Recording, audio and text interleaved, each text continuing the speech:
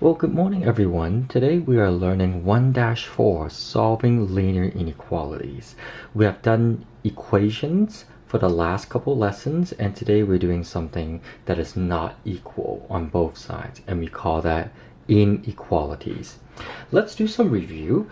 In the past, you learned that if you have x and you have an arrow pointing to 5, this means a greater than sign. This says x is greater than 5, and that means when you draw a number line, you will put 5 in the middle and you will build the number line. So the number before 5 is 4, and then the number after 5 is 6.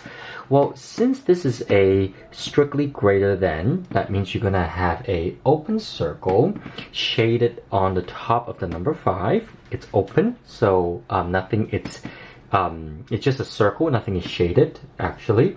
And then since you want all the numbers greater than 5, you would shade all the numbers that's larger than 5. Well, since 4 is not greater than 5, we will not shade this area. But since 6 is greater than 5, we will shade the area to the right like this. Okay? So this is the graph that represents the inequality x is greater than 5. Another review, another example, let's say you have something like y is less than 7, negative 7, let's put it like that. Then we're going to say this is y is less than negative 7. So the same thing, you would draw a number line where negative 7 is in the middle of the number line, and then you build the number line after. So a number that's less than negative 7 would be negative 8, and a number that is greater than negative 7 would be negative 6. Again, since you have a less than inequality without the equal sign, I would put an open circle on top of the number negative 7. And since we want everything that's less than negative 7, we're going to shade all the numbers, the less than negative 7 on the number line. We notice that negative 6 is greater than negative 7, so that's not what we want. We want negative 8 because negative 8 is less than negative 7, so we will shade it here. Okay. Now, the fact that it's pointing that direction does not mean your graph for your inequality is pointing to the same direction. I'll give you an example. Let's say you have something like 15 is less than or equal to k. Okay, so we could rewrite it as k is greater than or equal to 15. These two means the same thing, okay? So I'm going to put the word or in the middle. So we could say this as 15 is at most k, or you could say k is at least 15, okay? At most means up to the number k. At least means 15 and over, okay? Now, these two inequalities, they're the same. So when we graph them, they should get me the same graph. So we're going to create a number line. We're going to put the main number 15 in the middle. We're going to create the number line. So a number that's more than 15 would be 16. And a number that's less than 15 would be 14. Since this time we have an equal sign, underneath the inequality sign, we'll put a closed circle, right, or like a filled circle on top of the number 15. And since we want everything that's at least 15, we're going to find all the numbers that's greater than or equal to 15. So you're going to shade to the right like this. But you notice, going back to the problem, you notice that this inequality sign is pointing to the left. That does not mean your inequality is pointing to the left. In this case, it's pointing to the right. So you kind of have to know the meaning of each inequality to know which direction, left or right, you should shade. Okay? And this is the preview that you need to know. And now we're going to move on to the lesson. Now we are on 1-4, solving linear inequalities. The process of solving linear inequalities are pretty much the same as solving linear equations. Let's do something like this. Let's say we're going to start with a true statement. We all know that 3 is greater than 1. Don't you agree? This is a true statement, right? Now, if I were to add 2 on both sides, let's say plus 2 and plus 2, do you think it's going to continue to make a true statement? Let's see. 3 plus 2 is 5, and then 1 plus 2 is 3. Is 5 still greater than 3? Is it still a true statement? In this case, it's yes. So it looks like when you add the same number on both sides, the inequality stays true. What happens if you subtract something on both sides? The subtraction property, let's minus 3, right? And let's see what happens. Okay, so 5 minus 3 is 2. 3 minus 3 is 0. Is this inequality still a true statement? Is 2 greater than 0? In this case, it's yes, because 2 is really indeed larger than the number 0. Let's multiply something on both sides. Let's multiply a positive number. Let's multiply by, I don't know, 2, and let's see what happens. Okay, so 2 times 2 is 4, 0 times 2 is 0. Is this inequality still a true statement? It actually is, because 4 is indeed larger than the number 0. Okay, let's actually divide both sides by negative 2, and let's see what happens. Okay, well, 4 divided by negative 2 is negative 2, and 0 divided by negative 2 is 0. Now, is this a true statement? Is negative 2 really greater than 0? In this case, it's false. So when you multiply or divide it by a negative number, you have to switch the inequality sign to make the inequality statement true. So we're going to say switch the inequality sign. So it will become negative 2 is less than 0. Okay, so we have a notes to make, and I'll just write it, type it out on the video. So whenever you are multiplying or dividing by a negative number, you will have to switch the inequality sign to keep the statement being true. So just be careful on that. Adding and subtracting positive and negative number does not change the sign, but only when you multiply or divide it by a negative number, you will switch the sign of the inequality, or switch the inequality sign. Okay, let's do some examples. Let's do example 1. If you have something like x plus 3 is greater than 5, okay, all you have to do is to isolate the variable. You're going to subtract 3 on both sides, and then the 3 and negative 3 will cancel, so x is greater than 5 minus 3 is 2. So to solve this inequality, you just use the subtraction property of equality, and you get x is greater than 2. And in the homework, it'll ask you to draw a number line for your answer. So you're going to put 2 in the middle, and then you create the number line. Since you want all the numbers greater than 2, you're going to draw an open circle or hollow circle on top of the number 2. And since you want all the numbers greater than 2, you would shade it at the number that is greater than 2. In this case, it's 3. So you're going to shade it to the right like this. Okay. There's something new. It's called interval notation. Okay. And you're going to watch the video, the next video, to learn what is interval notation. But to sum it in short, is we're going to describe this number line with the least number and the greatest number. Okay, in this number line, the least number is 2 because it starts at 2. So you would put 2 first, and then the largest number is all the way to the right, which is positive infinity. So you will put the infinity sign. Well, since it's a hollow circle, we will use the open parentheses. And since it's an infinity, we always use the open parentheses sign. So this is another way to write your answer. Okay. So on your homework, you will write 3 types of answers: the interval notation, the inequality answer, and as well as the number line. So you're going to give me this answer in interval notation, this answer in equality, and as well as the number line. So you give me 3 answers in each inequality problem. Let's try another one.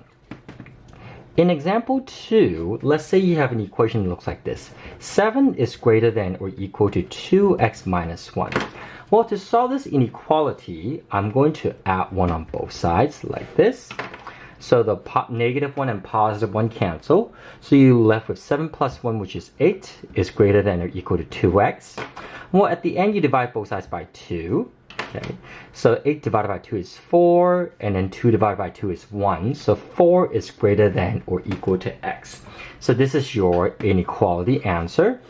Well, to create a number line, you will draw a number line, put 4 in the middle, and then you put 5 after 4, and then 3, the number 3 before the 4. Since it's an inequality sign with an equal sign, you would do a closed or filled circle, put it on top of the number 4, and since you want all the numbers that is less than or equal to 4, or 4 is greater than or equal to any numbers that you want, you would want all the numbers that is 4 or less. In this case, we're going to shade where the 3 is, so you're going to shade it to the left like this. Okay, so that will be your number line answer. Well, for interval notation, we will use the smallest number on the number line and the largest number on the number line to describe all the numbers that this arrow represents. So notice that the smallest number, you see this arrow right here, it's continuously going into smaller and smaller numbers. Well, the smallest number on the number line would be negative infinity, and we always use parentheses. And the highest number would be 4, up to 4, not 5, but up to 4. And since we're including the 4, you will use a bracket to indicate it's a closed circle. So I have students always ask, well, when do you use bracket, when do you use parentheses? Well, if it's an open circle, you will use a parentheses. If you have an open circle on top of the number, you will use a parentheses next to the number. If you have a closed or filled circle on top of the number, then you will use bracket next to the number.